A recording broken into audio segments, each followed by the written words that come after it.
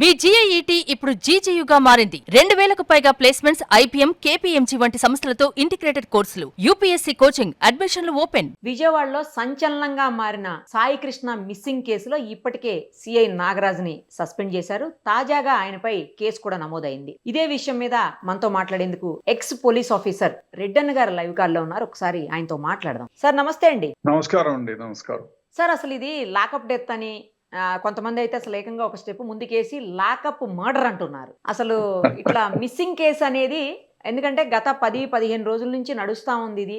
ఆ రోజు 4-5 రౌడీ షీటర్లను తీసుకుని వెళ్ళారు. 2-3 ఇద్దరును రిమాండ్ కూడా చేశారు. ఇద్దరిని వదిలేశారు. ఇతన్ని మాత్రం పంపించలేదు అని చెప్పేసి తల్లి హెబియస్ కార్పస్ రిట్ కూడా వేశారు అక్కడ హైకోర్టులో. సో అసలు ఏం జరిగి ఉండొచ్చు?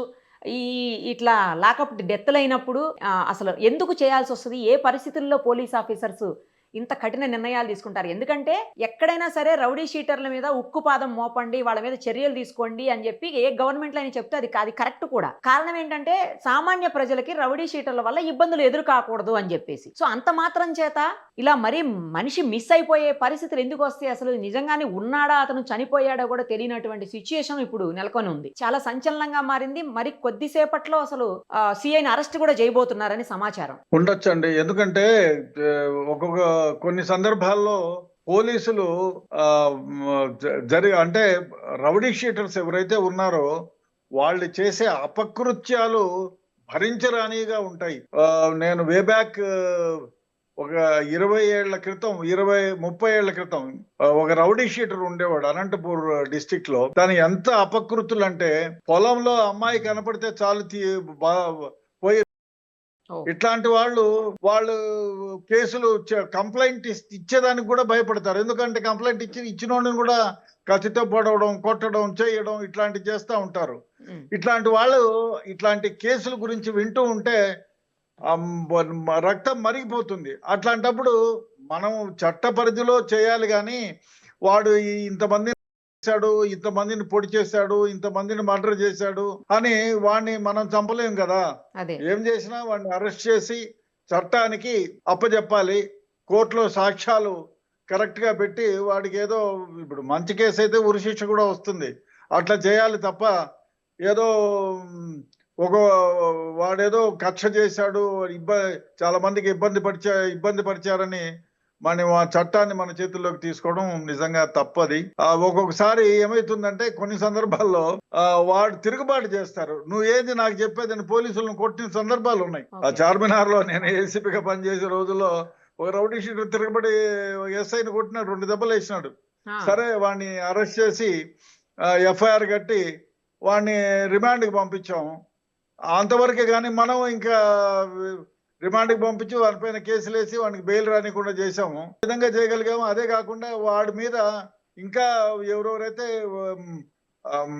ఉన్నారో వాళ్ళ వల్ల ఇబ్బంది పడ్డారో వాళ్ళ మీద తీసుకొని ఎఫ్ఐఆర్లు తీసుకొని వాడిపైన ఛార్జ్ షీట్లు వేయడం జరిగింది.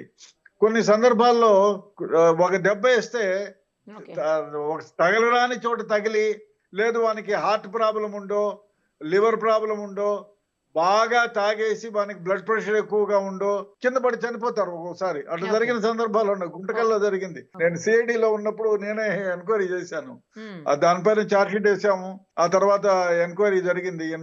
ఒక్కొక్క సందర్భంలో వాడు రౌడీ షీటరు వాడిని దొంగతనం చేసి ఇంట్లో ఉండే లేడీని అత్యాచారం చేసి వాడు ఏదో చేస్తే పోలీసులు వాడిని అరెస్ట్ చేసినారు. అరెస్ట్ చేసి లాకప్ లో పెడితే లాకప్ లో డాన్సులు చేసేది, తాగేది, పోలీసుల పైన ఉమ్మేస్తూ ఉంటే ఆ కానిస్టేబుల్ ఇట్లా వెనక్కి తోసాడు అంతే. వాడు లాకప్ లో ఉన్నాడు, వీడు బయట ఉన్నాడు. వెనక్కి తోస్తే పడిపోయి చనిపోయినాడు. చనిపోతే దానిపైన పోలీసులు కంప్లైంట్ ఇచ్చారు, వానిపైన రిజిస్టర్ చేశారు, ఎంక్వైరీ జరిగింది. అవన్నీ జరిగిన తర్వాత ఏది నిజమో ఏది నిజాయితీగా ఉందో ఆ విధంగా ఛార్జ్ షీట్ వేయడం జరిగింది. కొన్ని సందర్భాల్లో ఆ విధంగా జరుగుతుంది. వాడికి ఎక్కువ బీపీ ఉండో, ఆరోగ్యం బాగలేకుండా పోయో, ఈ రౌడీ షీటర్లంతా చాలా వరకు ఆరోగ్యాన్ని గురించి పట్టించుకోరు. ఎక్కువ తాగేయడం, బీపీలు, షుగర్లు వాళ్ళు ఇష్టం వచ్చినట్టు ఉంటాయి. ఆ సందర్భంలో పోలీసులు ఎప్పుడైనా పొరపాటున ఒక దెబ్బ వేస్తే చచ్చిపోయిన సందర్భాలు కూడా ఉన్నాయి. తర్వాత వాళ్ళపైన కేసులు కట్టారు, ఎంక్వైరీ ఫేస్ చేసినారు, అది వేరే విషయం. కానీ ఏది ఏమైనా పోలీసులు ఇటువంటి కేసుల్లో దుందుడుగ్గా ప్రవర్తించకుండా చట్ట ప్రకారం ఎఫ్ఐఆర్ కట్టాలి. అది మళ్ళీ ఇంకో మాట అంటారు ప్రజలే, ఏం పోలీసులయ్యా ఒక దెబ్బ కూడా వేయలేదు, అల్లుడిని కూర్చోబెట్టినట్టు కూర్చోబెట్టి పంపించినారు అని చెప్తారు. చాలా సందర్భాల్లో నేను బేగంపేటలో ఉన్నప్పుడు అదే అన్నారు, ఏందయ్యా వాడు పోలీసులు పట్టకపోయినారు, చేదో రాసుకొని పోలీసు లాగా ఆడికి కోర్టుకు పంపించినారు, వాడేమన్నా వాళ్ళ అల్లుడా, తినేసింటారులే పోలీసులు అంటారు. సో కొట్టకపోతేనేమో అబ్బో పోలీసులు కొట్టారు చంపేశారని ఇట్లా అపవాదులు. పొరపాటున అపవాదు కాదు, నిజమే.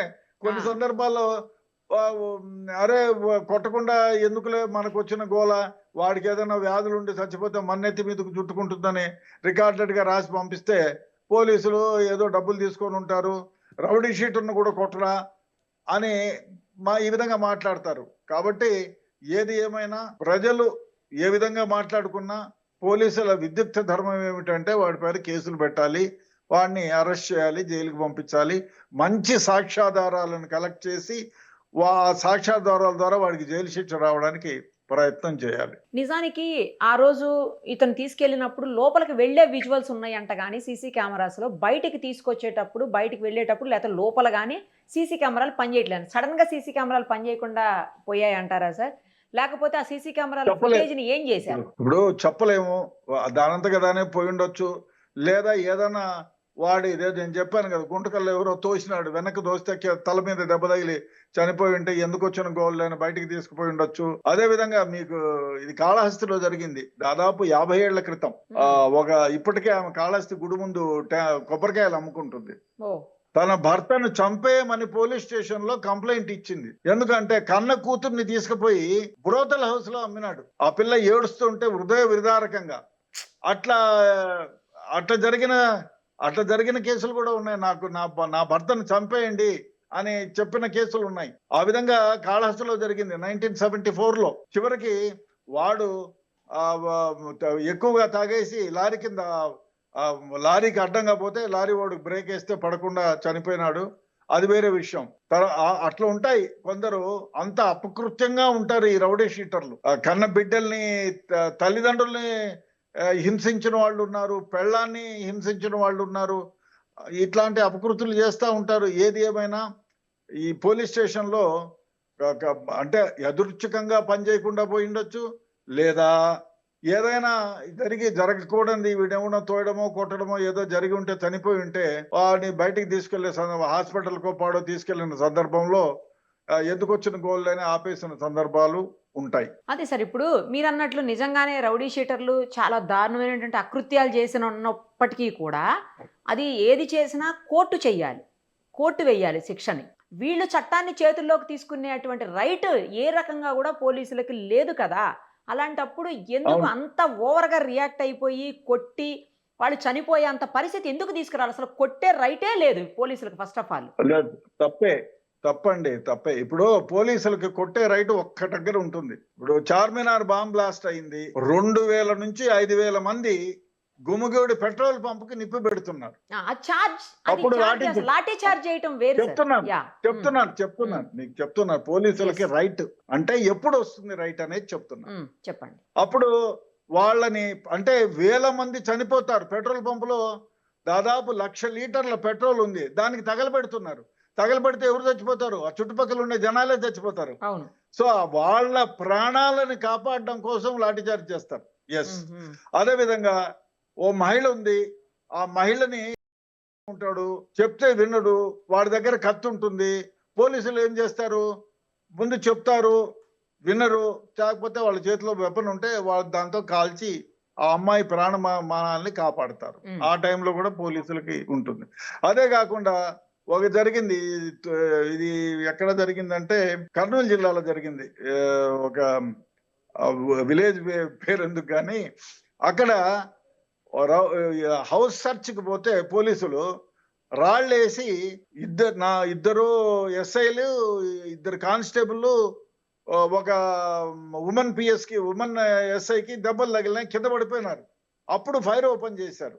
ఇట్లాంటి సందర్భంలో పోలీసులకి తమ ప్రాణాలను కాపాడడానికి కోసము ప్రజల ప్రాణాలను కాపాడడం కోసమో డెఫినెట్ గా లాఠీచార్జ్ చేయొచ్చు, ఫైర్ ఓపెన్ చేయొచ్చు. అంతేగాని దారింటి బోయను పట్టుకొచ్చి కొట్టి హింసించి చంపేటువంటి అధికారం లేదు. లాకప్ లో అయితే కొట్టే రైట్ లేదు కదా సార్, అసలు లాకప్ లో కొట్టకూడదనే లేదు విన్నాను లేదు నేను. లేదు ఎక్కడ కూడా కొట్టరండి, ఎక్కడ కూడా కొట్టకూడదు. ఎక్కడ లాకప్ లోనే కాదు, బయట కూడా ఇట్లాంటి సంఘటనలు జరిగితే ఎవరైనా ప్రాణమానాలను కాపాడడానికో ప్రభుత్వ ఆస్తుల్ని కాపాడడానికి కోసమో, లేకపోతే ఇప్పుడు నా మీదకే వచ్చినారు ఎవరైనా, మేము ఫైర్ ఓపెన్ చేసిన సందర్భాలు ఉన్నాయి. మమ్మల్ని చంపేదానికి వచ్చినప్పుడు ఏం చేస్తాం, there is no other option. అది అట్లెందుకు పోర్ట్లమర్రిలో 1978లో పోర్ట్లమర్రిలో 2 గ్రూపుల మధ్య వందల కొద్ది బాంబులు వేసుకుంటుంటే మధ్యలో మేము 6 మందే ఉన్నాం లింగులు ఇట్టుకుమని, మా మీద బాంబులు పడుతున్నాయి. అట్లాంటి సందర్భంలో ఫైర్ ఓపెన్ చేసాం, ఇటువైపు అటువైపు ఫైర్ ఓపెన్ చేసి వాళ్ళని బాంబు లేకుండా నిర్వహించాం. పోట్లమర్రి అని ఇది అనంతపూర్ జిల్లాలోనే ఉంది. సో ఇట్లాంటి సందర్భంలో డెఫినెట్ గా పోలీసులు కాగ్నిజెన్స్ తీసుకోవాలా, తీసుకొని తీరాలా, లేకపోతే ప్రజల జీవితాలు నాశనం అయిపోతాయి. అంతేగాని ఎవరినో పట్టుకొచ్చి లాకప్ లో పెట్టి తన్ని చచ్చిపోయిన తర్వాత వాడిని ఎత్తుకుపోయి ఎక్కడో పడేయడం, ఇదంతా చేయడం తప్పు, చట్ట ప్రకారమే తప్పు. అదే గతంలో ఎప్పుడన్నా చూసారా సార్ ఇట్లా పోలీస్ ఆఫీసర్స్ మీద ఎఫ్ఐఆర్ ఫైల్ అయ్యి 302 అంటే అప్పట్లో ఐపీసీ కదా, ఇప్పుడు మారింది బిఎన్ఎస్ అయింది కాబట్టి, అలా అయ్యి శిక్షలు పడిన సందర్భాలు ఉన్నాయా? అవును, పడినాయి కదా, చాలా సందర్భాల్లో పడినాయి, గుర్తులేదు కానీ ఎస్పెషల్లీ లాకప్ డెత్ల మీద. లాకప్ డెత్లో ఉన్నాయి. మనోహర్ అని అది రికార్డ్ జరిగింది, అది ఎక్కడో నెల్లూరులో జరిగింది. మనోహర్ అనే పోలీస్ ఆఫీసర్ కి జైలు శిక్ష వచ్చింది. వస్తాయి జైలు శిక్షలు వస్తాయి. సుప్రీంకోర్టు వరకు పోయినారు, సుప్రీంకోర్టులో కూడా కన్ఫర్మ్ అయింది. ఇట్లా చాలా కేసుల్లో వచ్చాయి. లాకప్ డెత్తులు జరిగిన ప్రదేశంలో చాలా, గుజరాత్ కేసుల్లో కూడా అయినాయి. అది చాలా సందర్భాల్లో పోలీసులు ఇట్లా మితిమీరి వ్యవహరించిన దగ్గర చనిపోతే ఎవరైనా లాకప్ డెత్ కేసులు జైలు శిక్షలు వచ్చిన సందర్భాలు కోకోలలో ఉన్నాయి. క్యాపిటల్ పనిష్మెంట్ పడిందా సార్ ఎప్పుడన్నా ఇందులో?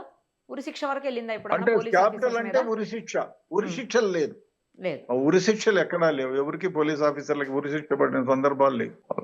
బాంబేలో కూడా ఏదో ఒక పోలీస్ ఆఫీసర్ పైన జైలు శిక్ష వచ్చింది 10 years, దాన్ని మరి మాడిఫై చేసి 4 years ఏదో ఎంతో ఇచ్చారు.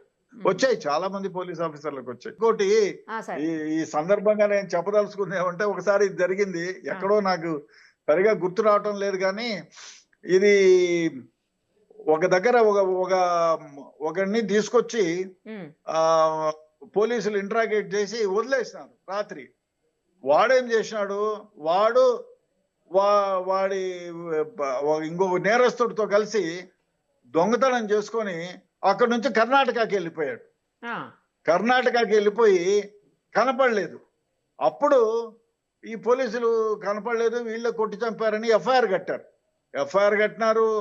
తర్వాత వాడు పోలీసులేమో ఎంక్వైరీ చేస్తే తీసుకొచ్చింది వాస్తవమే, లాకప్ లో కూడా వేయకుండా తనడము వాస్తవమే. తర్వాత పూచికత్తులు ఎవరో ఇస్తే వదిలిపెట్టడము, సరే ఓరల్ గా చెప్పినారు కదా అని వదిలేయడము, ఆ రోజు పెట్టి వదిలేయడము జరిగితే వాడేం చేసినాడు, ఇట్లా వేరే ఇంట్లో అదే రాత్రి వేరే ఇంట్లో దోపిడీ చేసి కర్ణాటకకి వెళ్ళిపోయినాడు. దొరకలేదు. వాళ్ళు మ్యాన్ మిస్సింగ్ కింద ఎఫ్ఐఆర్ ఇచ్చినారు, ఎఫ్ఐఆర్ కట్టినారు. వీని కోసం ఎత్తుకులాట. ఎక్కడో మ్యాన్ మిస్సింగ్ అయింది, పోలీస్ ఆఫీసర్ మీద ఎఫ్ఐఆర్ కట్టినారు. తర్వాత 8 months కి కర్ణాటకలో వేరే పోలీస్ స్టేషన్ లో దొరికితే వాడిని పట్టుకొచ్చి బ్రతుకు జీవడా అనుకున్న సందర్భాలు ఉన్నాయి. అదే కాకుండా కొన్ని సందర్భాల్లో అడ్వకేట్లు దాచేసి పోలీసుల పైన కంప్లైంట్ ఇచ్చిన కేసులు కూడా ఉన్నాయి. దాచేసి వాడిని కనపడకుండా బొమ్మని చెప్పేసి వేరే స్టేట్ కి పంపించేసి, ఇప్పుడంటే టెక్నాలజీ విపరీతంగా ఉంది కాబట్టి వాళ్ళని ట్రై చేసి ఏ విధంగానైనా ఎక్కడున్నా పట్టుకోవడానికి వీలవుతుంది. కానీ ఓ 10, 20, 30 ఏళ్ల క్రితం ఇంత టెక్నాలజీ లేదు కదా, టెలిఫోన్ యూజింగే లేదు, ట్రంకాలు బుక్ చేసుకోవాలా. ఆ విధంగా దాచిపెట్టి పోలీసుల్ని హెరాస్ చేసిన కేసులు కూడా ఉన్నాయి. ఏదైనా జరిగి ఉండొచ్చు. ఇప్పుడు వాడు బ్రతికి బయటకు వచ్చినాడు అనుకో, సపోజ్, ఏమైతుంది, ఎక్కడైనా బ్రతికి ఉన్నాడు అనుకో, పోలీసులు చంపేస్తుంటే డెఫినెట్ గా అతని పైన ఎఫ్ఐఆర్ కడతారు, అరెస్ట్ చేస్తారు, రిమాండ్కి పంపిస్తారు. చట్టపరంగా మామూలు వ్యక్తులకి పోలీసులకి ఏం మినహాయింపు ఉండదండి. చట్ట ప్రకారం మామూలు వ్యక్తులకి ఏం జరుగుతాయో అన్ని ఈ కేసుల్లో కూడా జరుగుతాయి. కాబట్టి ఒకవేళ వాడు తిరిగి వచ్చి నాడు అనుకోండి, ఇవాళ రేపో ఎల్లుండో ఎక్కడో ఉండి తిరిగి వచ్చితే ఈ కేసులన్నీ ఏముండవు కదా. చూడము, వీల్ హోప్ ఏమైతుందో ఇన్వెస్టిగేషన్ లో బయటకు వస్తుంది. ఆ ఇన్స్పెక్టర్ కూడా ఒకవేళ ఆయన్ని చంపి ఉంటే శవం ఎక్కడుంది, ఎస్ శవం ఎక్కడైనా పాతి పెట్టారా, Yes. ఇవన్నీ క్వశ్చన్లు ఉంటాయి. చూడాలి ఏం జరుగుతుందో. సార్ వి ఇంకొక హోప్ దట్ హీ విల్. ఇంకొక చిన్న చెప్పండి. డౌట్ ఏంటంటే ఇందులో ఇప్పుడు వాళ్ళు చనిపోయిన తర్వాత తీసుకెళ్లిపోయి వాళ్ళే దహనం చేసేసారు, బూడిద కూడా అయిపోయాడని చెప్పేసి కూడా రూమర్స్ వినపడుతున్నాయి. మరి అది ఎంతవరకు నిజమో నాకు తెలియదు. ఒకవేళ ఇన్ కేసు అదే అయితే గనక అలా జరిగితే ఇప్పుడు అసలు ఎవిడెన్సే ఉండదు కదా. ఎందుకు ఉండదండి? ఆ బూడిద- ఎవిడెన్స్ ఉండదు కదా ఇంకా. ఎట్లా మరి దాన్ని ఎలా ప్రూవ్ బూడిద చేయగలుగుతారు? అవసరం చేయొచ్చు, 100% చేయొచ్చు. ఆ బూడిద తీసుకుంటారు కదండి, ఆ బూడిద తీసుకుంటే ఇక్కడ పోలీస్ స్టేషన్ లో ఒక దగ్గరే కెమెరాలు ఆపేసి ఉంటారు. పోలీసు వాళ్ళ దగ్గర ఫోన్లు ఉంటాయి, ఎక్కడ తిరిగిండు ఆయన, ఎక్కడెక్కడ తిరిగిండేది ఉంటుంది, అవన్నీ ట్రాక్ చేస్తారు. ఆ బూడిద తీసుకొని వచ్చి డిఎన్ఏ టెస్ట్ బూడిద చేస్తే ఉండాలి వాళ్ళ కదా అమ్మ సార్. నాయన ఇప్పుడు చాలా రోజుల క్రితం కదా జరిగింది. ఆ బూడిదైనా ఉండాలి కదా, అది నేను అంటున్నది. అప్పుడు ఇక ఎప్పటికీ ఎక్కడ మిస్సింగ్ పోతుంది? కేసుగానే ఉండిపోద్దా అలా అయితే? లేదు అట్లా కాదు, ఎవిడెన్స్ కలెక్ట్ చేస్తారు, ఎట్లయినా కలెక్ట్ చేస్తారు, కలెక్ట్ చేసి ఛార్జ్ షీట్ వేస్తారు. మిస్సింగ్ అయినంత ఇప్పుడు కాల్చి బూడిద చేస్తే ఎక్కడ పోతుంది? ఆ బూడిద చేసిన ప్రదేశం ఎక్కడో ఒక దగ్గర ఉంటుంది కదా, అవును. ఎక్కడో ఒక దగ్గర ఉంటుంది. ఆ మట్టి కలెక్ట్ చేసినా చాలు కదా, అక్కడ నుంచి డిఎన్ఏ కలెక్ట్ చేయొచ్చు ఆ కదా. మట్టి మీద ఇంకొకసారి అదే. వేరే శవం దహనం అయింది అనుకోండి సార్, తెలియదు కదా శ్మశానంలో. ఆయన కూడా చేయొచ్చు, ఓకే. ఆయన కూడా చేస్తారు. అంత ఎముకలు ఉంటాయి, చిన్న చిన్న పీసులు ఉంటాయి. శ్మశానంలో ఎందుకు చేస్తారు ఇట్లాంటివి? తీసుకుపోతే ఏ ఫారెస్ట్ లోకి తీసుకుపోతారు కానీ శ్మశానంలోకి తీసుకుపోయే అంత ధైర్యం ఉంటుందంటారా? I don't think. అంటే చిన్న చిన్న శ్మశానాలు ఉంటాయి కదా సార్ ఊర్లలో. అయినా కూడా ఐ డోంట్ థింక్ ఆ విధంగా ఊర్లో జరిగితే ఎవరు చేసాము, ఎవరిది ఏం కథ, ఎందుకు తెచ్చారు, పోలీసు వాళ్ళు తెస్తే ఏ పోలీసు వాళ్ళు వచ్చారు, ఎవరు తెచ్చారు, ఇవంతా ఎవిడెన్సే కదా. ఇదంతా కలెక్ట్ చేస్తే దానికంటే ఇక స్క్రీనింగ్ ఆఫ్ ఆఫెన్స్ 201 కింద ఇంకా పెద్ద కేసు అవుతుంది కదా. ఇన్ కేసు అసలు ఏది ఎవిడెన్స్ దొరకలేదు అనుకుందాం సార్, ఇది ఇంకా ఎప్పటికీ మిస్సింగ్ కేసుగానే ఉండిపోద్దా? చెప్పలేము, ఛార్జ్షీట్ వేస్తారు ఎట్లయినా. అంటే మిస్సింగ్ కేసుగా ఎందుకు ఉంటుంది? ఇప్పుడు ఆయన తీసుకుపోయింది, ఇప్పుడు లాకప్ లో చూసిండేది ఉంటుంది, నువ్వే తీసుకుపోయినా నువ్వే ఈ హావ్ టు ప్రూవ్. పోలీస్ ఇప్పుడు చాలా కేసుల్లో మీకు మిస్సింగ్ కేసుల్లో దాదాపు 20% కేసుల్లో ఇంతవరకు ట్రేస్. అంతెందుకండి, మన సెంట్రల్ మినిస్టర్ వెంకటస్వామి గారి మనవడిని నేనే ఇన్వెస్టిగేట్ చేశా 30 ఏళ్ల క్రితం సిఐడిలో ఉండగా. ఇంతవరకు ట్రేస్ కాలే. ఏం చేశాం మేము? సిఐడిలో లోకల్ పోలీసు వాళ్ళు ఇన్వెస్టిగేట్ చేసి 1 వీక్ సిఐడిలో నేనుంటే మాకు ఇచ్చినారు వెంకటస్వామి గారి అదే మనవడి కేసు. తర్వాత మా చేత కూడా కాని పరిస్థితుల్లో సిబిఐకి ఇచ్చారు. సిబిఐ వాళ్ళు ఇన్వెస్టిగేట్ చేశారు, ఇదిగో అక్కడ ఉన్నారు ఇక్కడ ఉన్నారు అన్నారు. ఇప్పుడు 30 ఏళ్ళు అయిపోయింది, ఇంతవరకు ఎక్కడా దొరకలే. మర్డర్ కేసు అనే కిడ్నాపింగ్ మర్డర్ కేసే పెట్టినాము. బేగంపేటలో ఒక మారుతి వ్యాన్ లో పోయి ఆ అబ్బాయిని కిడ్నాప్ చేసినారు. అంతవరకు ఎవిడెన్స్ ఉంది, ఎవరు చేసిండేది తెలియదు. ఏం చేసాం? ఇంతవరకు అట్లే ఉంది, ఛార్జ్ షీట్ వేయలేదు కదా. మరి అదే అంటున్నా, అలాంటిదే ఇక్కడ కూడా జరుగుతుండొచ్చా? అట్లా అవ్వచ్చా ఇక్కడ కూడా? చెప్పలేమా? I don't think. అప్పుడు టెక్నాలజీ లేని రోజులు, ఇప్పుడు టెక్నాలజీ ఉన్న రోజులు. డెఫినెట్ గా ఆ విధంగా జరగడానికి వీల్లేదు, జరగదు కూడా. Thank you sir, thank you so much. Okay.